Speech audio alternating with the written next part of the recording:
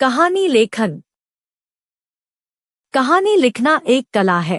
निरंतर अभ्यास से यह कला आती है। कहानी लिखते समय निम्न बातों को ध्यान में रखना चाहिए। कहानी की भाषा सरल एवं रोचक होनी चाहिए।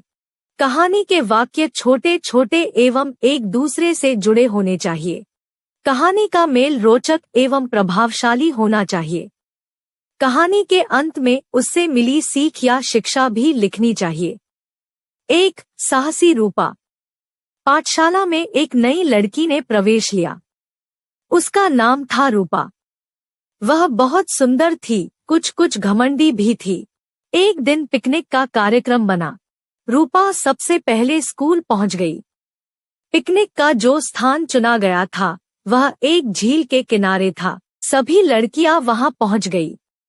चारों ओर ठहाके गूंजने लगे। रूपा आज भी अकेली अकेली घूम रही थी।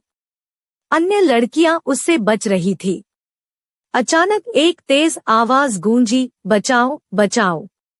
रूपा तेजी से झील की ओर भागी। उसने देखा कि उसकी सहपाठिन शांति झील में गिर गई है। वास्तव में झील के उस स्थान पर पानी कम और कीचड़ अधिक था। झील का वह भाग दलदल बना हुआ था। शांति उसी दलदल में धंसती जा रही थी। रूपा ने शांति से कहा, तुम धैर्यपूर्वक वहीं खड़ी रहो। रूपा ने एक क्षण कुछ सोचा और थैले में से फल काटने का चाकू निकालकर पास की लता को जल्दी जल्दी काटने लगी। जैसे ही लता कटी, उसने उसे जोर से शांति की ओर फेंक दिया और चिल्लाई, इसे पकड़ लो शांति, दोनों हाथों से कसकर पकड़ लो। शांति ने लता पकड़ ली और हाथ पैर मारने लगी। रूपा लता को अपनी ओर खींचने लगी। उसके हाथ कई जगह से कट गए थे, कुर्ता भी फट गया था। उसने हिम्मत नहीं हारी। शांति अभी भी चिल्ला रही थी, बचाओ बचाओ। अन्य लोग भी वहां आ गए। अब तक रूपा बुरी तरह थक चुकी थी, पर वह अभी भी लता को खींचे जा रही थी। उसी समय अध्यापिका और चौकीदार आ गए। उन्होंने मिलकर खींचा और शांति बाहर आ गई। अब रूपा बेहोश हो गई। उसके मुंह पर पानी के छींटे मारे तो वह होश में आई। अब तक सबको पूरी बात पता चल चुकी थी। अब सभी लड़कियां रूपा के साहस की प्रशंसा करने लगी। अध्यापिका ने भी उसकी पीठ थपथपाई। शांति बोली, रूपा, यदि आज तुम न होती तो मैं नहीं बचती। हम तो तुम्हें घमंडी समझती थी, पर तुम तो सच्ची मित्र निकली। रूपा ने शर्माते हुए कहा, नहीं, ऐसा नहीं है। मुझे किसी से बात करने में संकोच होता है। सभी लड़कियां बोल उठीं, अब हम तुम्हें घमंडी नहीं शर्मीला कहा करेंगी। वातावरण में पुन ठहाके गूंज उठे। शिक्षा, परोपकार बहुत बड़ा गुण है। 2 गाने वाली चिड़िया। चीन देश के राजा का महल बहुत सुंदर था। राजा ने एक गाने वाली चिड़िया के बारे में सुना।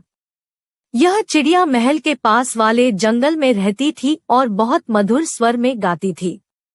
राजा ने अपने सेवकों को कहा, जाओ जंगल से उस गाने वाली चिड़िया को पकड़ लाओ।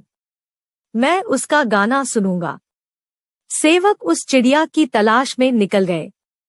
एक निर्धन लड़की ने बताया, जब मैं संध्या को घर लौटती हूँ, तब वह मुझे अपना मीठा मीठा गाना सुनाते हुए मेरे आगे आगे उड़ती चलती है। इससे मेरी सारी थकान दूर हो जाती है। जंगल में पहुंचकर लड़की ने चिड़िया से कहा, मेरी सुंदर चिड़िया, हमारे राजा तुम्हारा मधुर संगीत सुनना चाहते हैं। क्या तुम उन्हें अपना गाना सुनाओगी? चिड़िया ने उत्तर दिया, वैसे तो मेरा संगीत इस हरे भरे जंगल में ही अच्छा लगता है, फिर भी मैं तुम्हारे राजा के लिए गाना अवश्य गाऊंगी। राजदरबार में गाने वाली चिड़िया के लिए सोने का कंगूरा बनाया गया। तभी उड़ती हुई चिड़िया वहां आई और मधुर आवाज में गाने लगी। उसका गाना सुनकर राजा की आंखों में आंसू आ गए। वह बोले, प्यारी चिड़िया, तुम यहीं हमारे पास रहो। तुम जो मांगोगी तुम्हें मिलेगा। गायिका चिड़िया के लिए सोने का पिंजरा बनवाया गया। पूरे राज्य में उसके संगीत की धूम मच गई। एक दिन राजा को एक घड़ी भेंट में मिली। उसमें एक चिड़िया बैठी हुई थी। घड़ी को चाबी देने पर वह सचमुच की चिड़िया की तरह गाती थी। उसमें बार बार चाबी भरी जाती और वह घड़ी की चिड़िया मधुर गाना शुरू कर देती। असली चिड़िया चुपचाप जंगल में उड़ गई। लकड़ी काटने वालों और मछुओं ने फिर से उसका संगीत सुना। वे सभी प्रसन्न हो गए। 5 वर्ष बीत गए। राजा बहुत बीमार पड़ गया। सारी प्रजा चिंतित हो गई। एक दिन राजा ने कहा, मुझे घड़ी वाली चिड़िया का संगीत सुनवाओ। घड़ी को चाबी दी गई पर चिड़िया ने नहीं गाया। राजा बेहोश होता जा रहा था। तभी सभी ने जंगल वाली चिड़िया का मधुर संगीत सुना। उसने राजा की बीमारी के बारे में सुन लिया था।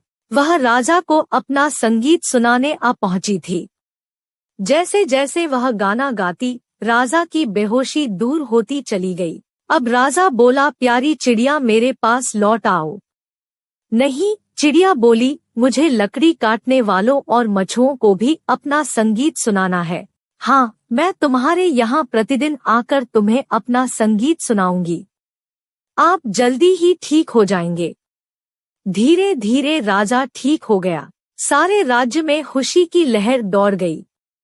राजा रोज अपनी खिड़की के निकट खड़े होकर उस चिड़िया का मधुर संगीत सुनता। अब राजा को एक बात समझ आ गई, जब यह चिड़िया निर्धनों के सुख के लिए महल के सुख को त्याग गई, तब मुझे भी महल में रहकर निर्धनों के सुख के लिए कुछ करना चाहिए। शिक्षा निर्धनों की सेवा सच्ची ईश्वर सेवा है।